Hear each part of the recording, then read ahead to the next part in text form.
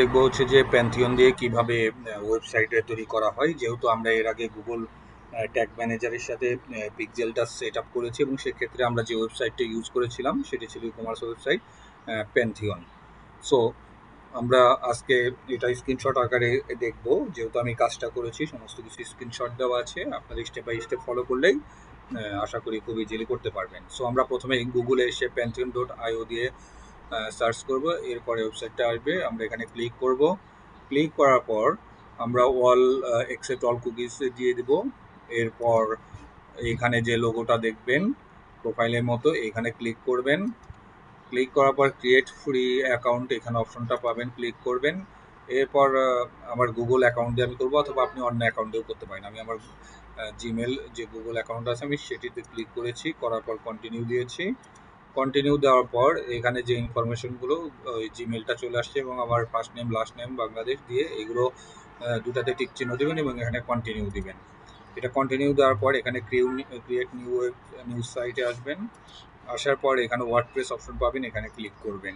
এখানে ক্লিক করার পর name your Pantheon site, Pantheon সাইটের একটা নাম দিতে হবে। আমি সেটা সাবমিট ফ্যাশন ভিডিও দিয়েছি আমার কোম্পানি বা অনুযায়ী।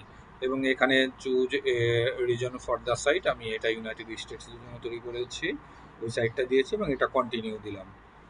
কন্টিনিউ দেওয়ার পর এটা ডেভেলপিং ওয়ার্ডপ্রেস একটু সময় নেবে।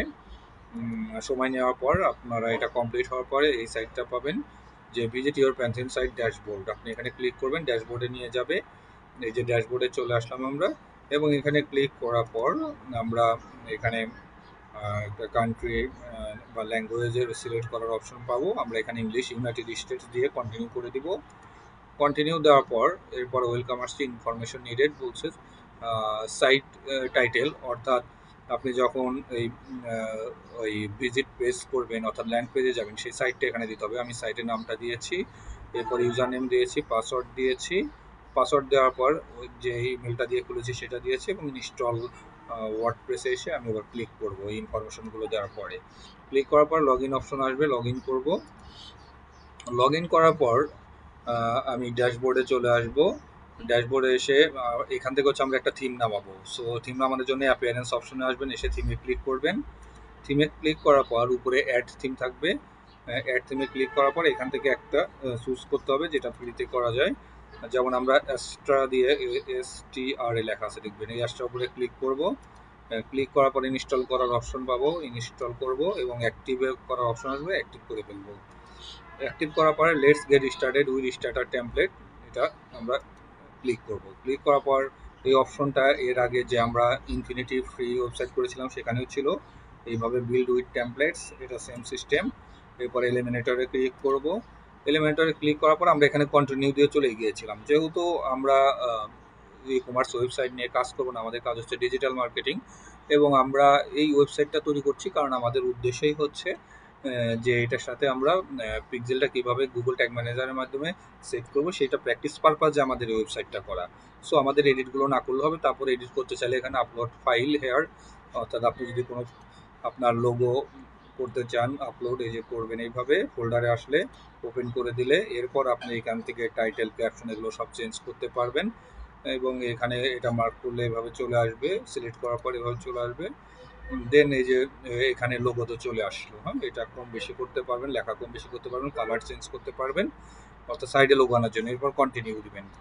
কন্টিনিউ দেওয়ার পর ওই দেখেন আমরা যদি একটু এডিট না করে এখানে চলে আসি সরাসরি সেটাও হবে। যেহেতু আমাদের এটা প্র্যাকটিস পারপাস, আমরা কোনো কিছুই চেঞ্জ নাও করতে পারি। কন্টিনিউ দেবো এখানে, এটা এইভাবেই থাকবে। এরপর আমরা submit and build my website, এখানে ক্লিক করব। এরপর কংগ্রাচুলেশন আসবে। এরপর আমরা ওয়েবসাইটে ভিউ ইউর ওয়েবসাইটে চলে যাব ক্লিক করে। এখানে আসার পর আমরা একটা নামাবো, সেটা হচ্ছে কমার্স, এবং সে কারণে আমাদের অনেক সময় এখানে আমাদের এই যে অপশনটা থাকে না, যার কারণে আমরা প্লাগ ইন থেকে নামাই নিব। প্লাগ ইনে যাবো, যে সার্চ প্লাগ ইনে আমরা এই যে কমার্স লিখবো, লিখে সার্চ দিলে এটা আসবে। এটা আমরা প্রথমে হচ্ছে ইনস্টল অপশন থাকবে, ইনস্টলে ক্লিক করার পর এখানে অ্যাক্টিভ লেখা আসবে। অ্যাক্টিভ ক্লিক করার পর এই যে দেখেন এখানে চলে আসছে এটা কমার্স, ঠিক আছে। সো আমরা এটা পুরোটুকু কমপ্লিট করে আগে এখানে হচ্ছে কন্টিনিউ দেবো। আই এম জাস্ট এখানে যে কোনো একটা সিলেক্ট করলেই হবে, আমি প্রথমটা সিলেক্ট করেছি। করার পর কন্টিনিউ দিবেন। কন্টিনিউ দেওয়ার পর গিভ ইউর স্টোরের নেম, আপনি এখানে একটা নাম ইচ্ছেগুলো দিতে পারেন, কান্ট্রি বা ইন্ডাস্ট্রি আপনার নাম দিতে পারেন, অথবা সরাসরি আপনি এই যে এটা where is your store location দিলেন, দেওয়ার পর আপনার ইমেলটা থাকবে, এটা টিক চিহ্ন দিয়ে কন্টিনিউ দিলেই হবে। কন্টিনিউ দেওয়ার পর আবার কন্টিনিউ দিবেন এখানে। দেওয়ার পর এরপর হচ্ছে যে আমরা স্টার্ট কাস্টমাইজেশনে ক্লিক করব।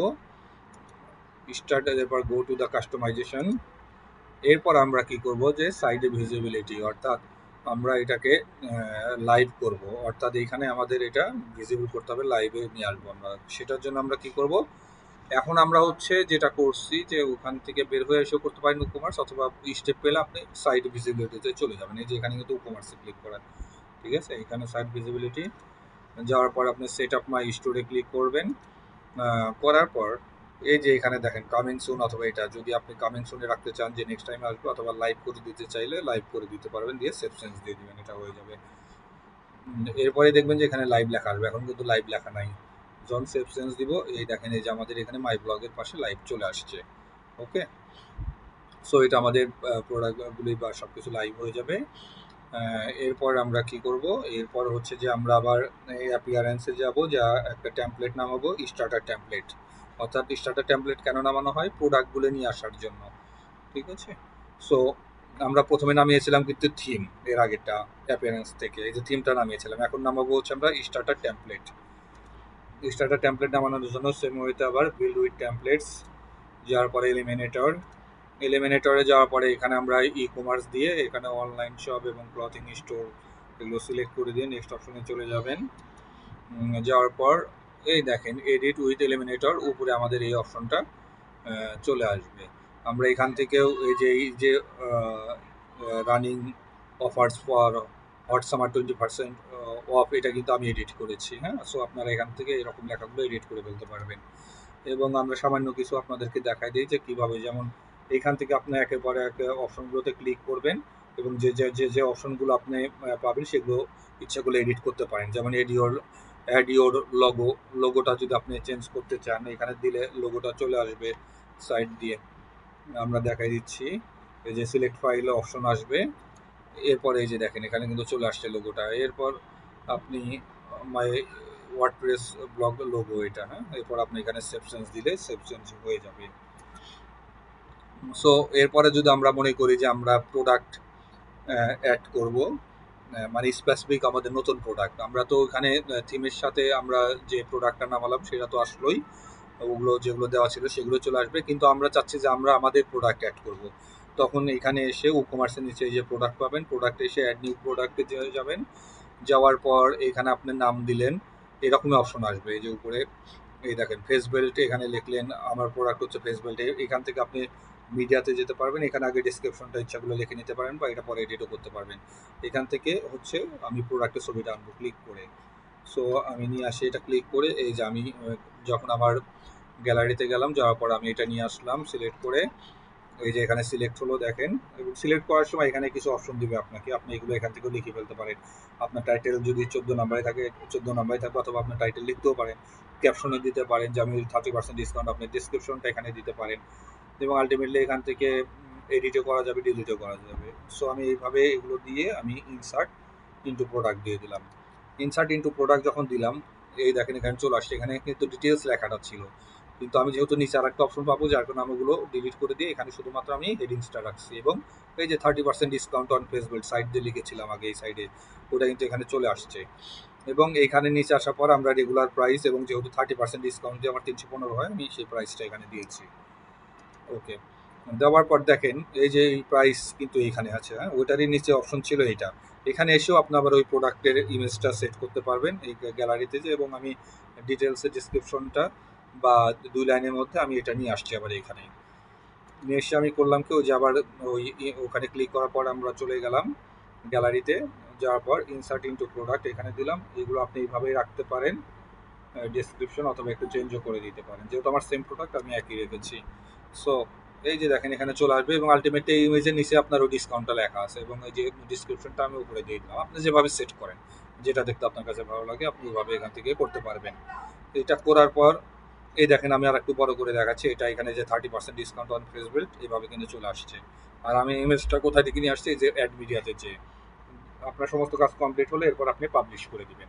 তাহলে কিভাবে আমরা নতুন একটি প্রোডাক্ট মানে আমার নিজের প্রোডাক্ট অ্যাড করতে পারি, আমরা এই প্রোডাক্ট অপশন থেকে সেটি দেখতে পেলাম।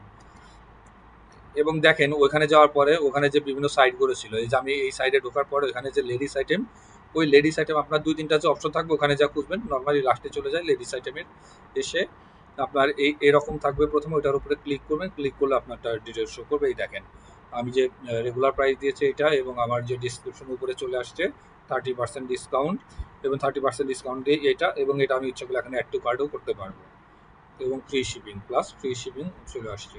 ওকে, সো আশা করি এটা বুঝতে পেরেছেন।